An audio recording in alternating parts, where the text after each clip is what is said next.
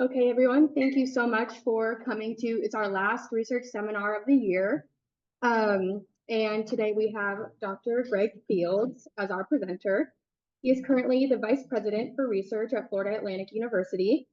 He received his Bachelor of Science and PhD degrees in chemistry from the University of Florida and Florida State University, respectively, and was a postdoctoral scholar with Professor Ken A. Dill at the University of California in San Francisco. Dr. Fields joined FAU in 2014 as a full professor and chair in the Department of Chemistry and Biochemistry. In 2019, he was appointed as Executive Director of the Institute for Human Health and Disease Intervention at FAU, and in 2021 became the co-director of the Memorial Cancer Institute, Florida Atlantic University Cancer Center of Excellence. And in 2023, he was appointed Interim Vice President for Research at FAU. The Fields Research Group has focused on extracellular protease-based diseases, particular attention paid to tumor metastases, arthritis, and neurodegenerative diseases. Dr. Fields is an elected fellow of the National Academy of Inventors and the American Association for the Advancement of Science. He has authored or co-authored more than 330 scientific publications and has presented more than 250 invited lectures. Today, he will be presenting alternative processing of amyloid precursor protein in Alzheimer's disease. Without further ado, Dr. Gregg B. Fields. Thank you. Okay, so as I mentioned, I'm going to talk about some very recent work in my laboratory. I changed my title just a little bit. I added a little bit to the end of it in terms of, so when we talk about our alternative processing of amyloid precursor protein in Alzheimer's disease, but also a little bit about some new approaches to combat Alzheimer's disease that picks up from this present work. So for those unfamiliar, I'm just going to spend a few moments giving a little bit of background in terms of Alzheimer's. Now, dementia is just a very commonly used term. It's really a syndrome, and it's really a collection of symptoms, and it's actually related to cognitive decline. Now, dementia is broken down into several different diseases, if you will, Alzheimer's being the most common, but also for people who have dementia, very often they have more than one type of dementia, if you will. But nonetheless, what we're going to focus on today is really Alzheimer's disease and thinking about some new approaches on how to deal with it. Now, again, most people are pretty familiar with this. In the state of Florida, Alzheimer's is a pretty big deal. Miami is the #1 county in the United States for Alzheimer's disease prevalence, with Broward at 34, Palm Beach at 38. So clearly, this is an especially big issue in our state.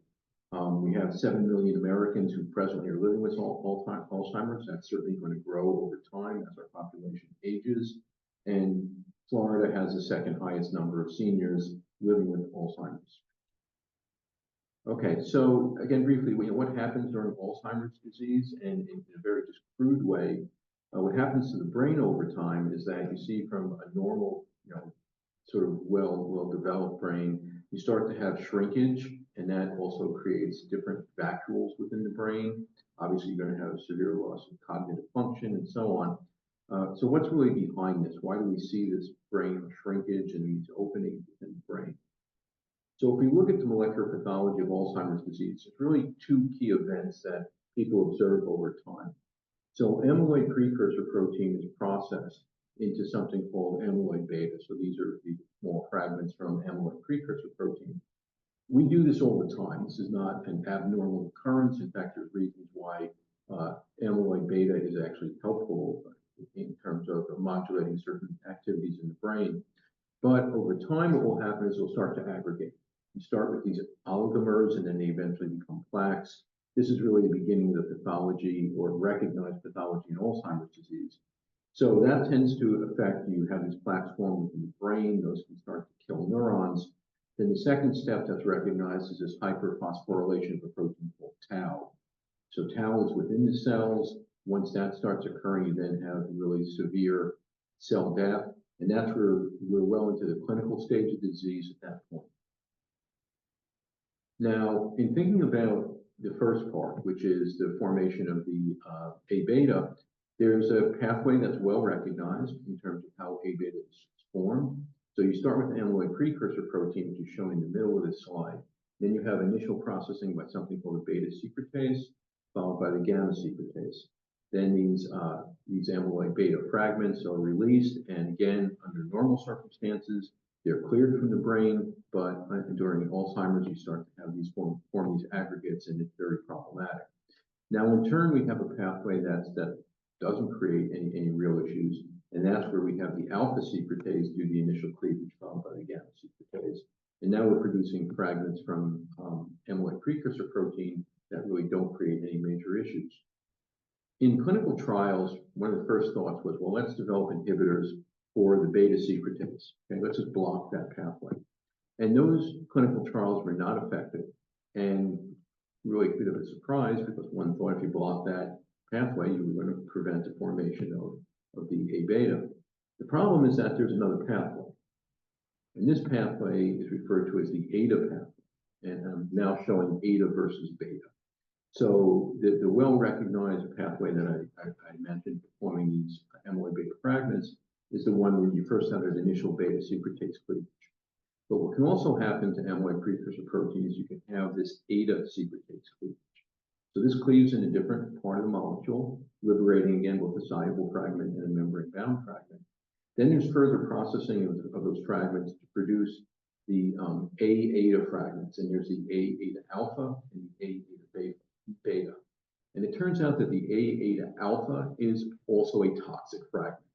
So that may be one of our real issues here, is that if you're blocking the beta secretase pathway, you just shift things over into the ADA secretase pathway, and you're still producing something that's toxic. So what we started to think about is how well can we understand that ADA secretase pathway to, first of all, just look at it mechanistically, think about how you can potentially block it, and can that be a therapeutic approach in Alzheimer's disease? Now, another rather interesting observation over time is that originally the processing of amyloid precursor protein and the liberation of beta-amyloid was thought to be outside the cell. But more recently, it's been shown that this actually can occur inside the cell. And you can start to kill cells from the inside by producing amyloid beta, and then it can get outside the cell once the cell is dead. And we started to think about this also in the ADA secretase pathway as well. So I think now focus has really shifted from the processing outside the cell to the processing inside the cell. Now, a family of proteases that my lab has worked on for more years than I probably like to think about is the matrix metalloproteinase family. And these pop up as targets in a great many diseases. They've shown up in cancer and a number of arthritic diseases, and more recently in different neurodegenerative diseases. Now, the family breaks down based in terms of, well, it's a little bit arbitrary, if you will. The first group is referred to as the secreted MMPs. Then you have a second group, membrane-anchored MMPs. You can see they do have a couple of common domains. There is the catalytic domain, which is where there's the active site zinc, and then there is the hemopexin-like domain, which allows it to bind to these macromolecular substrates. Now, I point out with the membrane-anchored MMPs, MT5-MMP, this is an MMP that's expressed almost exclusively in the nervous system, very different than the other MMP family members. And it turns out MT5-MMP is the ADA secretase. So one of the first things we started looking at with MT5-MMP is where does it show up inside the cell? Is it there? So in just our initial studies, we started to look into, okay, can we see it inside the cell? And see, indeed we do. We find this MT5-MMP shows up in the nucleus, the cytosol, cytosolic subcellular granules, and so on. So it appears to be in quite a number of different locations inside the cell. Okay, well that's kind of an interesting observation, but doesn't tell us anything about its activity or processing amyloid precursor protein and so on. So we started to look a little more precisely in terms of where is it, where do we see activity of the enzyme. So now we've created chimeric forms of MT5-MMP, where we're directing it to different locations within the cell, and then we're looking to see, does it process amyloid precursor protein when it's at these locations. And in this part of our study, you can see that we go places like when we're in the endosome, we're in the Golgi apparatus, plasma membrane, even mitochondrial membrane. Not only do we see MT5 directed there, but we also see that it will process amyloid precursor protein in those locations. So again, looks pretty interesting. We know the enzyme is active when inside the cell and that it will process amyloid precursor protein when it's there. So at this point, we said, now that initial study is done creating chimeras, we are directing MT5 to these locations. That's not going to happen in native circumstance. So we started to look at, are there binding partners for MT5 that do that job, that direct the enzyme to these different locations inside the cell? So we did a yeast 2 hybrid screen and identified, quite a number of potential binding partners. We started to look at, well, first of all, are these true binding partners? So the next few slides are really just, co-immunoprecipitation data. We're looking at a number of these potential binding partners. And the data I'm showing are the ones where we did get positive results. There's certainly plenty of negative results on this. But things like EIG121, certainly a binding partner for MT5, and for BP2L1 is definitely one, TMX3, and I'll talk about what each of these are in just a few moments. Let's go further and look at a few more. And again, we found a number of different binding partners, BIN1, RUFY4, and so on. And finally, we're just looking at ATRA1, which this pops up in quite a number of different things related to neurodegenerative diseases. So we have a good number of potential binding partners that can direct MT5 to different locations within the cell. We start to look at, okay, co-localization of MT5 with these binding partners. Here's one of them, this is TMEM199. And I just really look at the merge part of this to see that these two are co-localizing within the cell. So it's not just a case of we're just pulling things down by Western, they're actually interacting with each other when they're inside the cell. Okay, so what do these binding partners do in terms of MT5 activity? And what we find is that most of these binding partners actually enhance the activity of MT5 when the interaction occurs. So now we're just looking at processing of amyloid precursor protein and really the initial fragment that's generated by MT5 MMP. And you can see for all the binding partners, virtually all of them, we're getting greatly enhanced activity, or at least a little bit of enhanced activity in the case of TMEM199. So the binding partners, in addition to possibly directing MT5, they are also enhancing its activity once it gets to certain locations in the cell. And this is just an analysis we did, as I mentioned earlier, when the inhibition of the beta secretase is done, you still see toxic effects. And we felt that part of this problem maybe you're going up the beta secretase pathway. So we repeated this experiment using one of the binding partners, TMEM199, and we used a beta secretase inhibitor because we were kind of curious, if you add the beta secretase inhibitor, does it really shift things, and do you see an increase in activity in the beta secretase pathway? And indeed you do. This is exactly what happens. Now, there's something kind of odd going on with the binding partner. We think the inhibitors actually interact with the binding partner a little bit, but if we look straight away at MT5 activity, it goes up when you inhibit the beta secretase pathway. Okay, and now, as I mentioned, what I haven't mentioned is that so far what I've been talking about is the initial clip by MT5, the beta secretase activity. The production of the toxic fragment, which is the A-beta alpha fragment, that requires a second step, right? It's not just the activity of MT5, there's one more processing step that occurs. So then what we looked at is, do we see that fragment be generated? In other words, MT5 is going to do its initial clip, then there's a second clip. Is that occurring through this binding partner process and so on? And again, within the cell, we do see an increased activity of the A-beta alpha fragment. So we know it's not just MT5, but then the subsequent processing is occurring. We also wanted to see if amyloid precursor protein interacts with these binding partners. Okay, so is this a way that you're forming a complex now, where the binding partner is interacting with MT5 and it's bringing the substrate in proximity too, okay, because that's going to allow for a more efficient processing. And in these couple of binding partners we looked at, or I'm showing here, TMX3 and TMEM199, again, we see it interacts with amyloid precursor protein. So what we're looking at is, at least for these, is probably a complex that forms between the substrate, the binding partner, and MT5, and that enhances the efficiency of processing the substrate. Okay, so now let me talk a little bit about the binding partners. I've just thrown a bunch of names around. what are these, and how are they relevant to moving MT5 possibly around inside the cell? So TMX3 is an endoplasmic reticulum oxoreductase and disulfide isomerase. Where it's located, and you can see that that's why this could enhance MT5 activity at the ER. TMEM199, we know this localizes to the endoplasmic reticulum Golgi intermediate compartment. It's not really known what this protein does, we just know where it is. And again, it's in a place that makes sense in terms of where we see this MT5 activity.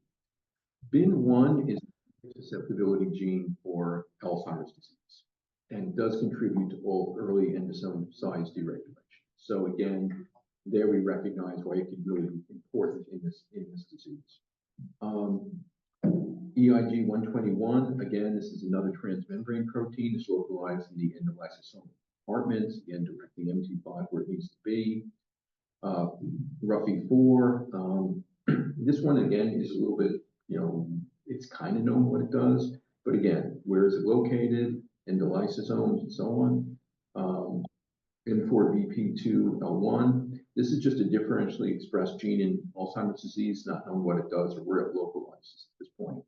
And then HTRA1, this is a really interesting protein. So it's a serine protease, and on its own, it's known to degrade, it's known to process APP. Where it's directed within the cell, we don't know, but it definitely shows up very prominently in Alzheimer's disease and can be tightly regulated in Alzheimer's disease. So we have a bunch of really interesting binding proteins, and we're trying to, again, decipher more what actually they're doing and how they're contributing to the improved proteolytic activity of MT5. Okay, so I mentioned these fragments that are generated, and we know that they're toxic, but how are they toxic? What are they doing? So we've just done some preliminary studies to try to get a feel for what A-beta alpha does in terms of how it affects cellular behavior. So in terms of ERK1/2 signaling, what we see is it actually enhances it. So we've done this in 2 different cell types, and we see enhanced signaling when that fragment is applied. Alternatively, if you look at something like HIF1 alpha, this is decreased when this fragment is present. And then one of the other things we've looked at that we're really particularly interested in is this disease-associated oligodendrocyte marker, C4b. Because one of the things that happens, obviously in this disease is we start to affect the oligodendrocytes. Can this fragment potentially start to affect that pathway? And indeed, what we see is this particular biomarker for starting to go down that pathway does go up quite significantly in the presence of this fragment. And what's interesting is it doesn't go up in the presence of 2 different forms of A-beta, whether it's the unaggregated or aggregated form. So this appears to be a very unique activity of just this particular fragment, and may start to tell us a little bit about why it is toxic as it's generated. Okay, now we're starting to think about, okay, can we design inhibitors for MT5? So one of the first things we look at is, well, what are its substrates? And we know amyloid precursor protein is a substrate, but what else is out there? So in my lab, we've been working on collagen-based diseases for many years. We have all these collagen model peptides around. And whenever we're looking for activities of enzymes, we throw these peptides at them because we have them around. And MT5 gave us a very surprising result. It's not known to be an enzyme that can process things like collagen-lytic structures, which is a tight triple helix and is not processed by very many enzymes. So this is a fluorogenic assay that we developed many years ago. Dimitri certainly saw this more times than he probably wants to think about, but it is based on a triple helical structure that's like collagen, and fluorescence appears over time. It's a quenched fluorescence assay. When we looked at MT5's activity, it actually had very good activity towards this substrate. So this was a surprise, but it gave us a little bit of a clue about a sequence that this enzyme may process. Now, in turn, when we were developing these types of collagen model substrates, we developed collagen model inhibitors, where we replaced the hydrolytic portion of it with an inhibitory portion. So if this worked as a substrate, does this work as an inhibitor? So the principle behind it is as follows. It still looks like a piece of collagen, But as I mentioned, the normal bond, which would be cleaved, which is an amide bond, is replaced by a phosphonate. So it's a phosphorus carbon bond. So as a tetrahedral intermediate, or excuse me, it's a mimic of the tetrahedral intermediate that occurs in the processing of the normal substrate, but it can't be processed. So basically, you're going to have the enzyme bind, and it won't be able to cleave this. So when we looked at this as a potential inhibitor for MT5, indeed it's an inhibitor. Not a very good one, but it gives us a starting place for developing inhibitors towards this enzyme, especially using the phosphonate approach. So again, we're looking at trying to develop MT5 inhibitors, getting them inside the cell, and then we can combine this with something like a beta secretase inhibitor, the eta secretase inhibitor, and now see if we really can impact the processing of amyloid precursor protein. Okay, but in developing these inhibitors, there's one significant problem. This is a problem with all therapeutics that are being developed to treat Alzheimer's disease, and that's that you have to get them across the blood-brain barrier. I mean, ultimately, you have to get inside the brain in order to treat this disease. The blood-brain barrier is very selective. That's how it's meant to be. You don't want a whole lot of molecules going from your bloodstream into your brain. So there's only a certain number of pathways that really work in trying to get things inside the brain. And those are just outlined here. Now, if you heard about these recent therapeutics that have been developed for Alzheimer's disease, things like aducanumab, Leqembi, and so on, these are all monoclonal antibodies that have very poor penetration into the brain, somewhere like 1%, if even that. So when patients are treated with this, they're treated with very large doses, there's side effects because of large doses, and so on. It's really not a very effective way to have a therapeutic work on a brain disorder. So what we would really like to do is come up with a better way to transport things across the blood-brain barrier. This is another area my lab is working on. Okay, so again, mechanism of action of Alzheimer's disease therapeutics, the ones that have been recently approved, and then some that are in preclinical or in clinical trials. I mentioned about aducanumab. It primarily binds these plaques that form during Alzheimer's disease, supposed to clear the plaque out of the brain. As I mentioned, it's got some real issues getting into the brain. Then we have things like Leqembi, which tends to work on a less aggregated form and maybe more effective. Then you have other molecules being developed, such as ALZ-801, which is actually going to work at an even earlier stage. And there's debates about which is going to be the most effective. I actually think when you start to attack the less aggregated forms, you're going to have better long-term effects, but we'll see how that plays out. Nonetheless, if we look at all of these different therapeutics, and I think the key thing to look here is where it's at brain penetration, you can see for all of these antibodies that we're talking about things that are 1%, 0.1%, 0.3%. That's just very, very cool. And as we continue to develop monoclonal antibodies or other biologicals for treating brain disorders, we really have to do better in how we're going to get these into the brain. Okay, so a clinical trial that we've been engaged in is one that uses focused ultrasound. Now, when most people think about focused ultrasound, they think of it as a diagnostic, but more recently it's been used in different therapeutic applications. High field focused ultrasound is used to treat Parkinson's disease, but low field focused ultrasound has now started to come into play as a method to open the blood-brain barrier in a very selective, very brief period of time, but to allow improved delivery of drugs. So the clinical trial that we're a part of, so there's 4 sites in the United States that are part of this clinical trial. Ours is a collaboration with Delray Medical Center. There's also West Virginia, Ohio State, and Cornell who are part of this trial. This uses, again, this low field focused ultrasound. I'll show the clinical trial identifiers here. The goal in this was a safety profile, 35 patients, so far 22 treated. And right now the safety profile has been excellent. So let me just give a little bit of background on how this works. So this is actually referred to as magnetic resonance guided focused ultrasound because the patient being treated with focused ultrasound is also being monitored using MRI. And they are injected with microbubbles. So these are gas-filled lipid spheres. They circulate. You do the focused ultrasound to a certain region or in the brain, and the bubbles start to excite. The gas starts to expand. As the bubbles excite, they start to open up the blood-brain barrier, and I'll show that in a little bit more detail in a minute. And that allows better delivery of the drug, which is also circulating. So, okay, this is a little bit more in detail of it. As I mentioned, these microbubbles, you have a gas in the middle and then it's just a lipid shell. It's going to circulate, through the tissue. Then you apply the focused ultrasound, the bubbles are going to start to expand and contract, and that process is going to disrupt the blood-brain barrier. A little bit more detail is shown here. So really what keeps the blood-brain barrier so intact are these proteins that form between the endothelial cells. These are called tight junction proteins, and that's really what prevents many things from passing through the blood-brain barrier.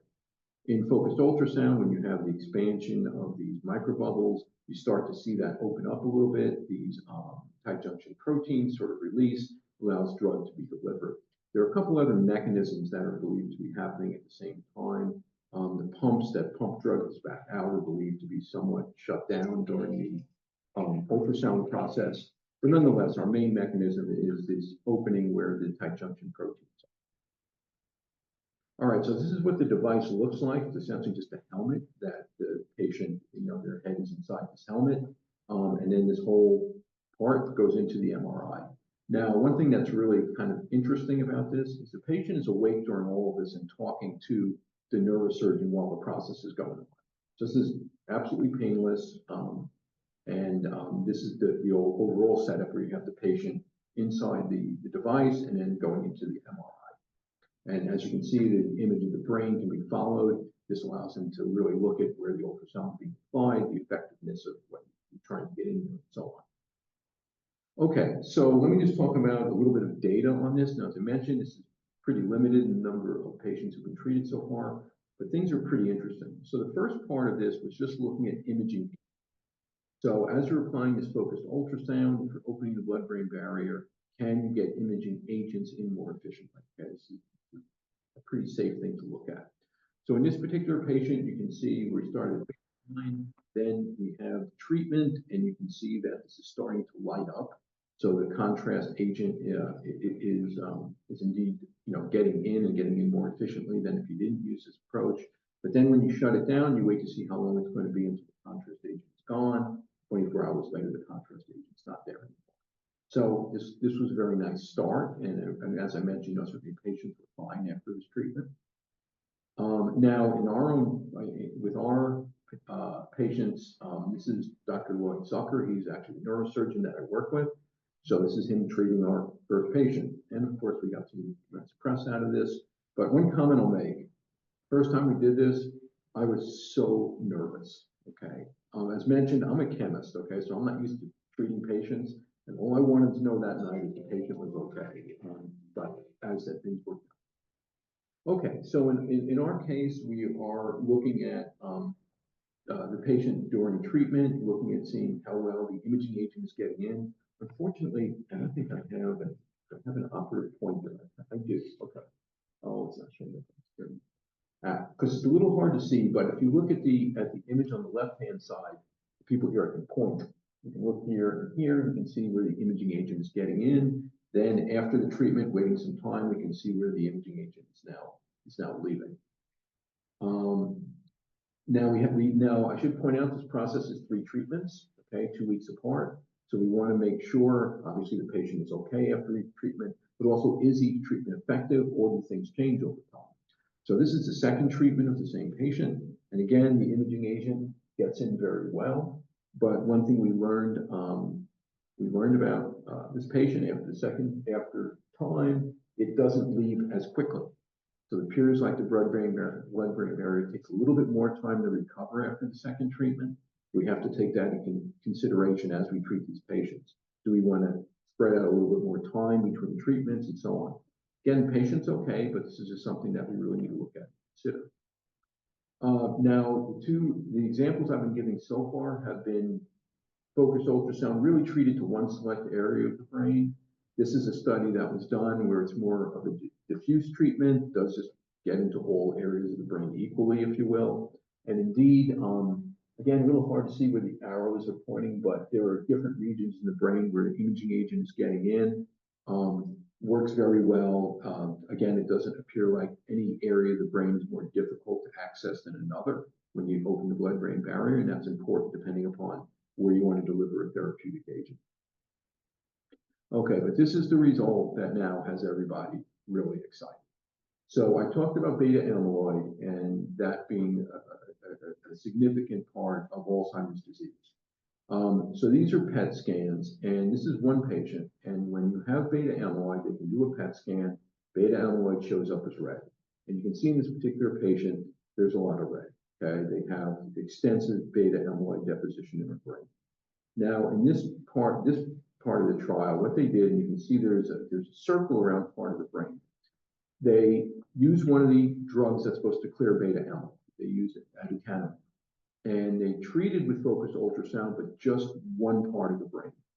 So essentially, the patient's brain was both the experiment and the control, right? Because you've got the drug circulating everywhere, but you're only doing the focused ultrasound in one part of the brain. And if you look at the lower images, especially the one in the middle, you can see that where the focused ultrasound was applied, you had about 80% clearance of the beta-amyloid. Where when it wasn't applied, which is to the left of that circled area, you had about somewhere 10-15% clearance. So this is just a dramatic result in terms of how much more efficiently you can get a drug into the brain, how much more efficiently it can act based on using the focused ultrasound. This patient was on 60 Minutes, and it was really fascinating to see them because their cognitive decline isn't really very severe. When they talk, they actually appear fine. It's a man and his wife is with him. But his wife says, yeah, he doesn't remember where certain things go in the kitchen. He does, so, and then after going through all this, again, he was fine.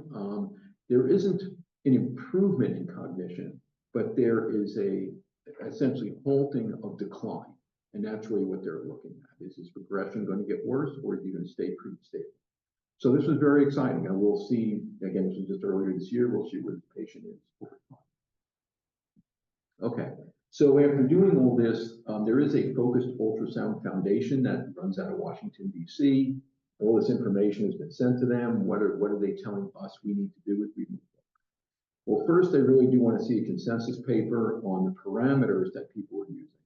And this has got to be a reporting standard. And one of the things that came up in our initial studies mentioned that there are 4 sites. We weren't all even using the same software to diagnose how much beta-amyloid was in the brain. Okay, that was not good. So we fixed that. Everybody's using the same software, and now we're all sharing the protocols. The microbubbles that can be used, because right now I think there's 3 commercially available microbubbles. Do you want smaller ones? Do you want bigger ones? Depending upon how you want to do treatments, we need to think about that. And then finally, pursuing additional clinical trials where there are larger treatment volumes and additional therapeutics. Again, we're trying to get some fairly large things into the brain. People have talked about, can we eventually, deliver stem cells? Can we, things that are fairly large? Are we going to be able to approach that using this technology? So again, this is very exciting. We think about this in terms of my earlier part of the talk, which is if we want to develop new therapeutics, we also want to be able to get them more efficiently into the brain. Okay, and with that, I'll just acknowledge people who have been doing this work. So almost all the work that I discussed as far as the ADA pathway, the MT5 work, that's done by Hongji Wang. He is a research professor within the group. The work we did as far as the processing of the substrate by MT5 and subsequent inhibition studies, that was Anya Knapinska, who's also a research professor in the group. The clinical trials, that's all been done in collaboration, as I mentioned, with Delaware Medical Center. Our collaborators there, Lloyd Zucker, is the neurosurgeon who actually treats the patients. Arif Dalvi is the one who does the initial screening to determine where the patients are in terms of cognitive decline and amount of beta-amyloid they have in the brain. And then technology, this was developed by Insight Tech, so we've been working with them for several years now. Jonathan Weiss has been my main contact there.